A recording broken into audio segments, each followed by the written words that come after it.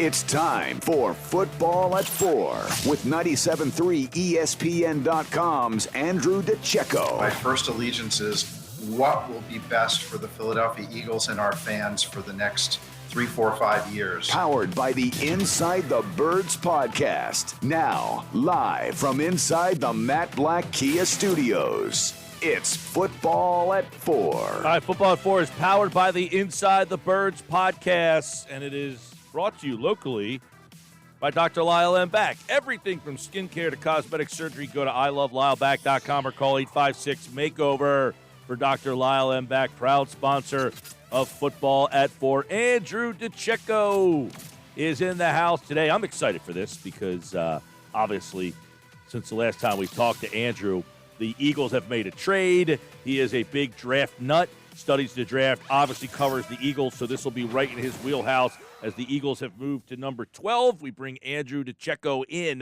to the Boardwalk Honda hotline here on the Sports Bash. What's going on, Andrew? Mike, I'm doing well. How are you? We know that the draft is something that is right up your alley, so we'll fire out with that. Howie Roseman makes a trade. They were at number 6. They move back to number 12.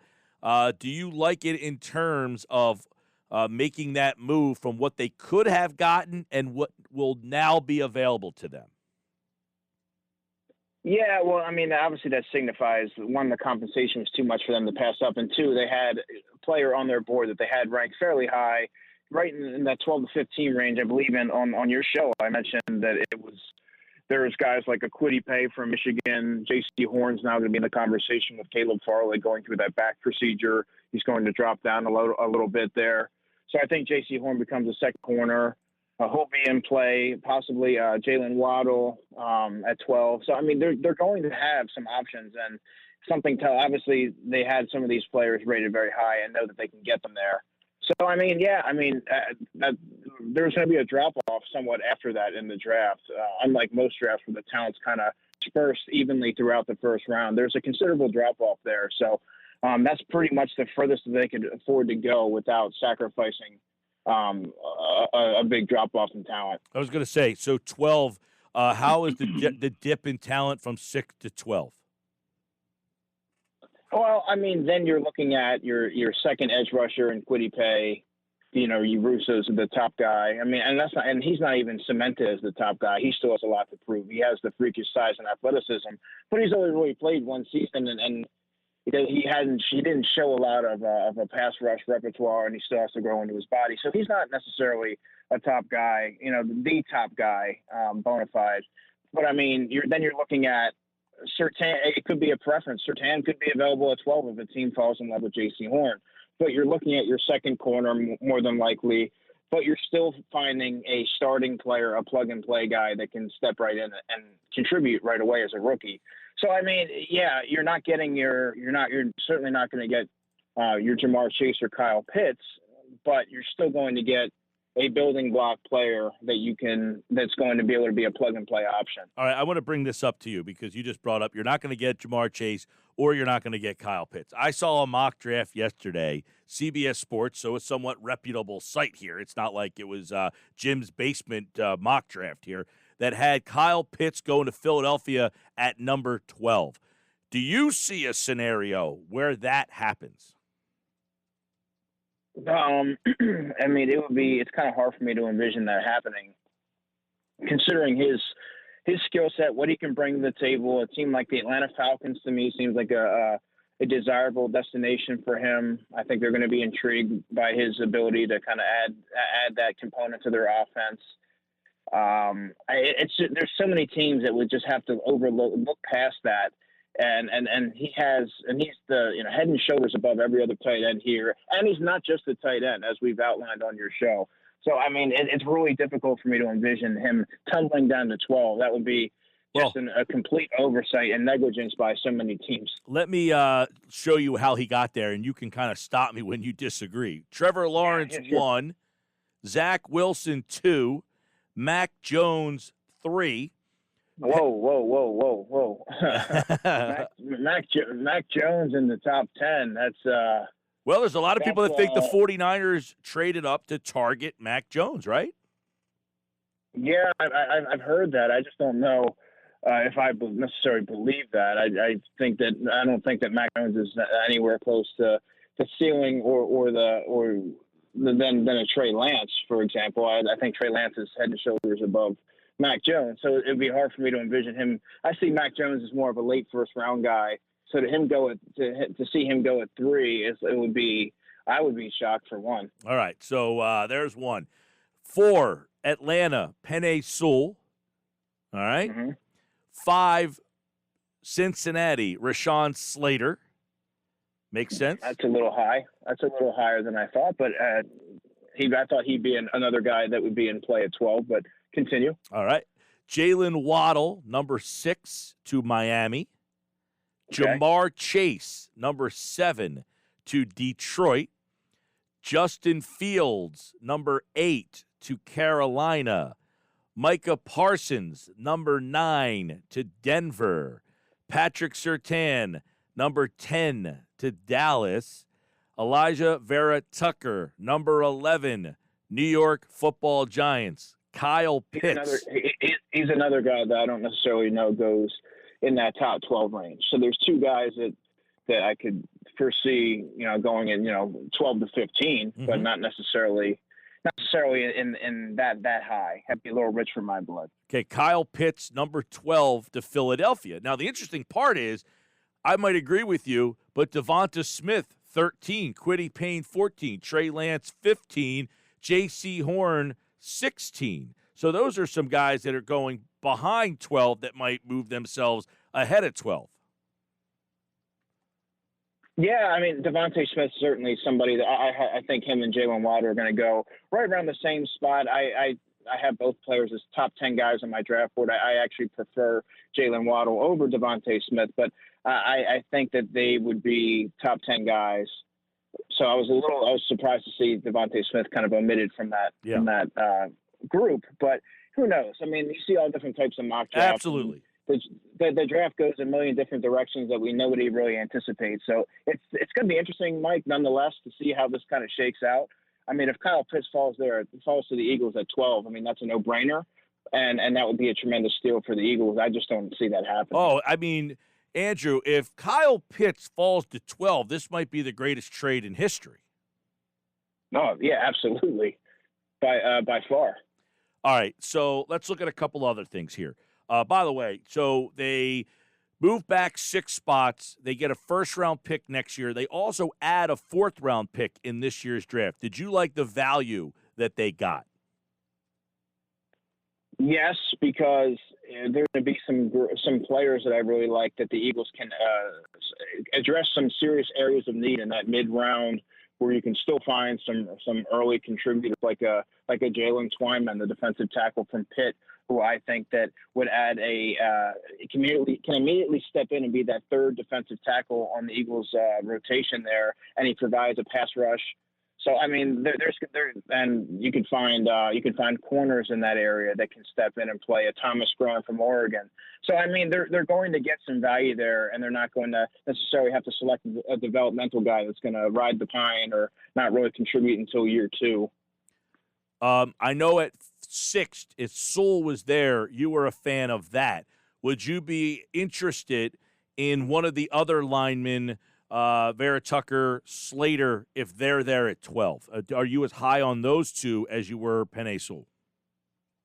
Penei Sewell is so dominant that it's kind of hard to compare anyone to him. But, Mike, what I would say is Slater would be enticing at 12, given his versatility, and the Eagles need to continue to add young players on the offensive line. I stand by my stance on that.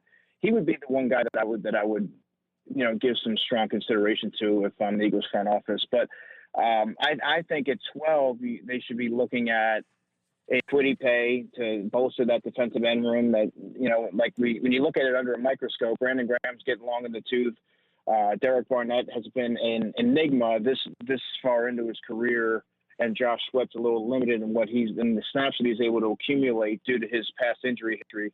So when you look at that, and Vinny Curry is a free agent. So, I mean, when you look at those things, I think that needs to be addressed. And J.C. Horn at a corner would be another guy that I would consider to be a strong play at 12. Yeah, I like him at 12 too. If Waddle or Smith are at 12, is this a home run trade too? I mean, if one of those two guys is there at 12 and you land that, is that something that you'd say this is a home run? Yeah, and that is something that I could foresee happening. I could see Jalen Waddle tumbling down to 12, and that would be a home run. Devontae Smith as well, but like I was saying, I'm particularly high on Waddle when I'm looking at both Alabama wide receivers. Last year in the draft, you had Ruggs, you had Jerry Jeudy. By the way, Ruggs was the first one taken at number 12.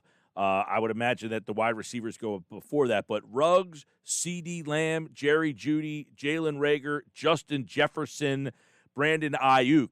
You had that group of guys go in the first round. Is that group deeper, better, or this year's first round guys? I like last year's group better. I think that was just a historic class that's going to be very hard to top. That said, this is going to give it a run for their money, this class right here. Just even in that top group alone, you're going to get a lot of guys that are going to be stepping in and be valuable contributors as rookies. So I do think that it's deep here, but I think that 13 or 14 wide receivers went in the first two rounds last year, which is unprecedented, and I think that that's going to be certainly hard to top. So I give the edge to the 2020 draft. Right. Now, last year, like, Ruggs was the first one taken. He did not have a great year. Jeudy had a solid year. He wasn't great. CeeDee Lamb, solid year. Reagor obviously had all sorts of injuries. Jefferson was a beast. Ayuk was probably the second. Actually, you could make a case that T. Higgins was the second best guy from last year's class. So I guess the point of this is moving from 6 to 12, just because you don't take the first wide receiver doesn't mean you might not get the better one. Oh, absolutely. And you outlined that nicely, Mike. I mean, you look at T. Higgins, and T. Higgins was an afterthought at this time last year, and he stepped in right away. And don't forget Chase Claypool. Chase Claypool. Well, the Eagles fans know all about Chase Claypool. I mean, but T. Higgins was someone that was overlooked throughout the whole draft process. Didn't really flash any sort of flashy intangibles, but he was just a solid overall football player, and he kind of gave the Bengals what a newer version of AJ Green, what they had there. So I mean, these type of players, Rashad Bateman's going to be somebody that's going to rise and probably be a come off the board very early on day two. So there's a ton of receivers here that get Elijah Moore. It's all a matter of what your flavor is and what your preference and what your need really is. But there's going to have all shapes and sizes of talent there. And yeah, I mean, there's a lot to like about this class. All right. Initial thought when they got 12 is this is the guy that, if you had a guy at 6 that, hey, I really hope they get this guy or 6 or like this fit. Now at 12, in your mind of who will be there at 12 is the best player available for this team? The best player available, I would say, would be Jalen Waddle, or I would say J.C. Horn. J.C. Horn, to me, and I believe I put this out on Twitter even 3 months ago, I said when it's all said and done, when the dust settles, it wouldn't surprise me if J.C. Horn becomes the top corner in this class. And that very feasibly could happen if another team prefers his skill set and ceiling and upside over the more polished and refined, but less, kind of less flashy, so to speak, the Patrick Surtain. And I mean, I think right there, that would be great value. You're getting a day one starter on the boundary. And I really like what he brings to the table. He has that alpha mentality that a lot of the premier corners like the Jalen Ramseys really have. And I think that would be a great home run pick at 12. Anthony Harris, they signed last week. So Gannon, the new defensive coordinator, Jonathan Gannon, did that signing, kind of give you a glimpse of what kind of defense that he may employ this year? No, not really. I mean, he provided another veteran back end player that can kind of help implement his system a little easier to some of the younger players, the younger contingent. I think he's going to be a solid complement to Rodney McLeod, a good veteran. He is a playmaker. He can make plays on the football. He didn't really do that last year, but like we talked about, I believe it was last week, Minnesota's pass rush, and there's a lot of other variables that contributed to his down year, but he's an all-around safety. So I think the great thing about him is that he'll be able to mold his defense around him or Rodney because they have such a versatile skill set. So, I mean, it's going to be very interesting to see what he does with his defense because, I mean, he kind of – and that's another reason why I think they're going to take a defensive back pretty high, knowing his defensive back pedigree. And it'll be interesting to see. I think that the cool thing about this year is that all the defensive backs have some size to them, aside all the premier ones except for Asante Samuel Jr., and he's had some success with these bigger guys like the Xavier Rhodes and the Rocky Sims. So he's going to have his pick. Talking with Andrew DiCecco, Football 4, a couple more for him. If you look again, and we're staying on the defensive side, the linebackers he's had to work with in the past. Now, he was a secondary guy, but Darius Leonard, Anthony Barr, I mean, he's worked with some pretty interesting linebackers there. In round 2, the Eagles have a high pick in the second round. I know I talked to Moshe about Micah Parsons, and he just laughs. There's no way they're taking a linebacker with that 12th pick or even the 6th pick, and I guess Micah Parsons was the guy that we both were kind of insinuating. So he says no shot in round 1. But if that that second round pick, is there a guy at linebacker in the second round that makes sense at 37? Yeah, I mean, I would say Bolton from Missouri, and I would also say Browning from Ohio State. Browning, to me, he's got the prototypical size, he's got the athleticism, he has the coverage acumen that really will translate to the current landscape of the NFL, where you really have to have you have to be a cover linebacker first, the run defender second, and to keep up with today's all these movable pieces and spread offenses and things like that. I think for matchup purposes, he's a guy that I actually listed in a Q&A that I did for InsideTheBirds.com, him being one of the players that I thought would be ready to step in day one and take on a contributing role. Elijah Molden, the defensive back from Washington, being another one. But, yeah, I think Browning, for what the Eagles need, he's a more polished version, a far more polished version of what they thought they were getting in Davion Taylor last year, and he has more size. That's I like the fact Baron Browning from Ohio State. He would be a guy that would interest me there as well. Nick Bolton, I think I don't know. I think I would like Browning a little bit better for what you mentioned with his athleticism and the way he covers. Do you think Sean Bradley or Davion Taylor factor in at all in the linebacking role this year? I do not, and I just think that when they took Sean Bradley, Mike, my initial thought was he's going to be a core special teamer. I saw a sharp, heady football player, physical, knows his assignments, very diligent in that area. But that said, he has his limitations, and I thought that his ceiling was always going to be a sub-package player. I never really saw him as a starting linebacker in the NFL. Davion Taylor, to me, was always a project. I had a 4th-round grade on him. I thought that a team would be enamored with his athleticism, and they were. But I thought he had a long way to go as a pro. He had to refine a lot of areas in his game. A lot of the plays that he made were instinctual rather than it was more so just him running around like his hair was on fire, rather than seeing the play develop, knowing his keys and everything that he was responsible for. And I still think that he's another year away. He's this full off season, but I think he's still a year away from being a contributor for the Eagles team. For a guy like you, Andrew, you know the draft well. You know the guys in the deep rounds well. But when I say the Eagles have 4 of the top 84 picks, how valuable is that? Oh, I mean, it's exactly what they need. I think they should stay with all of their draft picks and start expediting the youth movement and get the young players in here and go through the growing pains with them, Mike, because they're not in position to really win anything now. They really need to start to build this thing from the ground up. And by the time that they're able to see, it's probably going to be a 3-year rebuild. By the time that they do that, all these young players are going to be ready they should be hitting their peak and being able to propel the Eagles to being one of the bona fide teams in the NFL. And a serious playoff contender. So I think that you're going to have to go through the growing pains early on. But, I mean, having those top 84, having so many of those picks in the top 84 is incredibly valuable because there's a lot of a lot of high-end talent that the Eagles really need to capitalize on and nail all their picks, because they have a lot of areas, obviously, of need, but there's going to be plenty of opportunities for them to address it.